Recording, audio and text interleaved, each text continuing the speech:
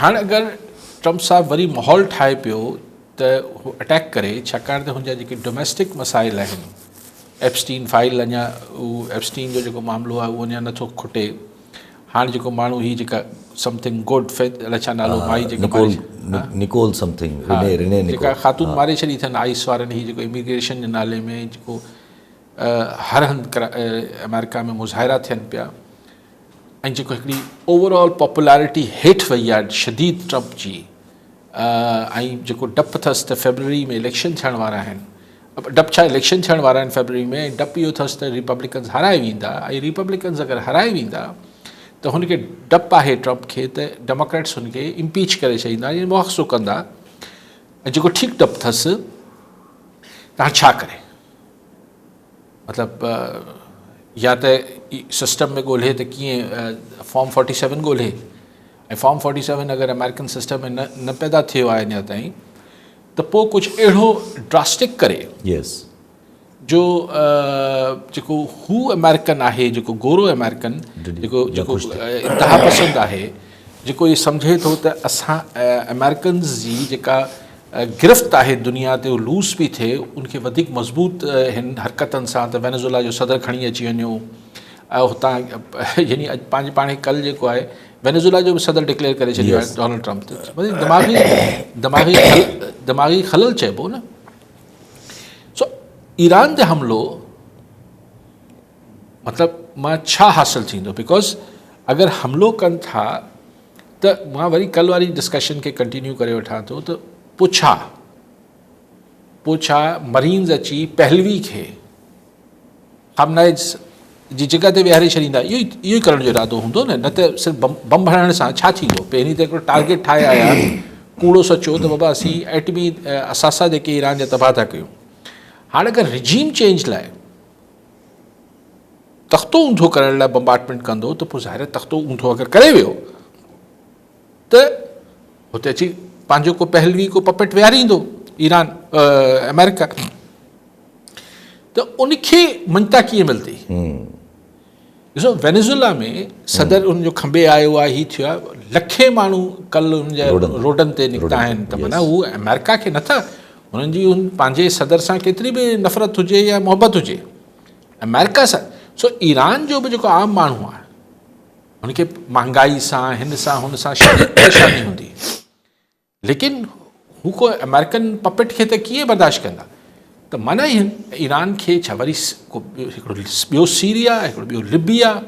जंहिंमें हिकिड़ी अफ़रा तफ़री हुजे जंहिंमें को क्यास हुजे हिकिड़ो मुस्तक़िल परपैचुअल हिकिड़ो अनारकी हुजे त अगरि ईरान हेतिरो वॾो मुल्क जंहिंजो बहरहाल ऑयल रिज़र्व्स बि आहिनि जंहिंसां चाइना जो बि मामलात आहिनि त हिन ख़िते में अगरि ख़ुदा न ख़ास्ता हिकिड़ो डिस्टेबलाइज़ ईरान आहे 7 करोड़ माण्हुनि जो मुल्क आहे को वेनेज़ुएला जहिड़ो नंढड़ो मुल्क कोन्हे ऐं हुनजी जेका जी चार्ज मुल्क आहे हुनजी जेके रिलीजियस बाइंडिंग्स आहिनि उहो वेंदे यमन ऐं सीरिया लबनान हिते इराक सभिनी सां हुनजी हिकिड़ी मज़हबी मामलात बि आहिनि ख़ुदि पाकिस्तान में बि त उहो डिस्टेबलाइज़ ईरान हिन ख़िते खे कीअं स्टेबलाइज़ रहणु ॾींदो त चाइना अच्छा पोइ चाइना कीअं बर्दाश्त कंदो पर हाणे हीअ जेका ॻाल्हि हुन कई आहे त जेको ईरान सां ट्रेड कंदो त 25% हुन ते वाधू टैक्स लॻाइबो यानी ॿिए लफ़्ज़नि में चाइना खे मना पिया कनि त न वठो।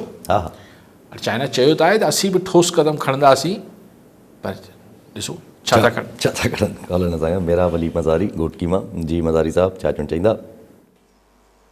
साईं असांजो अर्ज़ु आहे त असां जेका हिन ॿिनि सूबनि में सॼनि में जेका आहे DRA जेका आहे गवर्नमेंट मुलाज़िमनि खे मिले थो पियो असांजे सिंध में इहे DRA असांखे छो नथो मिले सर इन जे बारे में सर कुझु ॿुधाए सघंदा। ठीकु साईं ॿियो बि कॉलन सतायल सोलंगी सखर मां जी सोलंगी साहब छा चवणु चाहींदा। साईं असां इहो पिया चवणु चाहूं अमेरिकी सदर हिकिड़ो बयानु ॾिनो त ईरान आज़ादीअ जे तरफ़ थो वधे छा साईं इन में केतिरी हक़ीक़त आहे ईरान आज़ादीअ जे तरफ़ थो वधे छा वाकई ईरान क़ैद आहे। ठीकु साईं अॻु में कंहिं फ़ोन कयो साईं मज़ारी साहिबु DRA छो नथो तव्हां चयो कुझु ॿुधाए सघां थो साईं सिंध सरकार कुझु न बि ॿुधाए सघे त आउं किथां ॿुधाईंदुसि ऐं पोइ मुलाज़िमनि जे लीडरनि साहिबान सां थी हुयूं मुज़ाकरात, पोइ चवनि पिया त कुझु थी वेंदो, अञा ताईं थियो न आहे, मूंखे ख़बर न आहे छो नथा कनि। ऐं आज़ादी सां मुराद अमेरिका जेका आज़ादी सम्झे थो, यानी जेको अमेरिका जो पुठू हुजे, जेको अमेरिका जे पोयां हले, ओड़ी हुकुमरानी अगरि अची वञे थी त पोइ ईरान आज़ादु थी वियो। माना अमेरिका पंहिंजी ईरान में मुदाख़लत यानी असर रसूख़ के आज़ादी तस्वर करे थो न।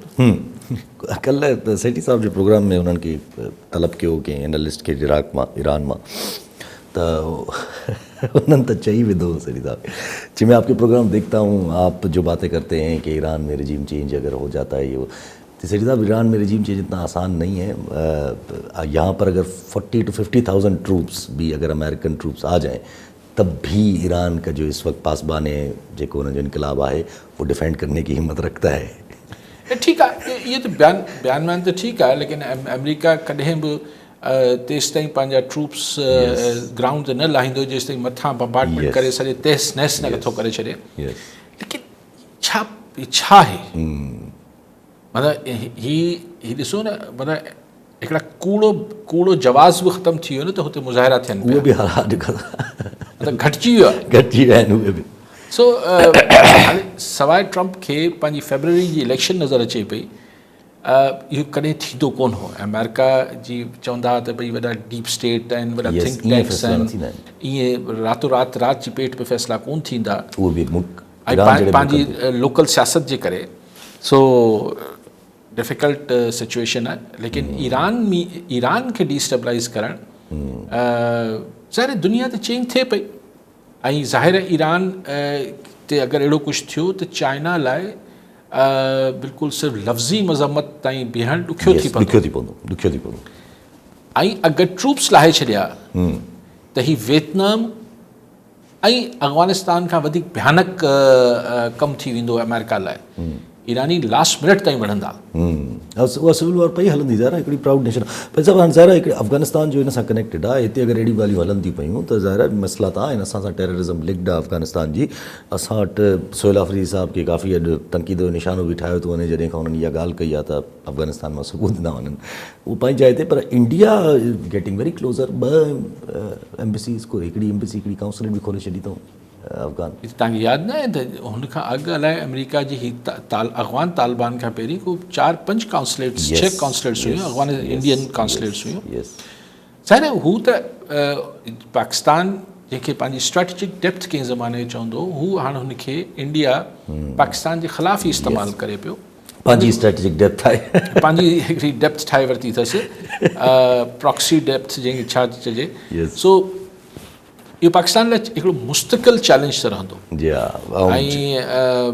हाणे कीअं काउंटर करे थो पाकिस्तान, केतिरो इफेक्टिवली करे सघंदो, मतिलबु करे त वेंदो, but it's not a one day thing. ऐं सम्झा थो त हीउ तमामु डिघो इहो प्रॉब्लम असांखे पहिरीं हिकिड़े तरफ़ जे बॉर्डर मां हाणे 2 तरफ़ा बॉर्डर असां लाइ हॉस्टाइल थी विया आहिनि।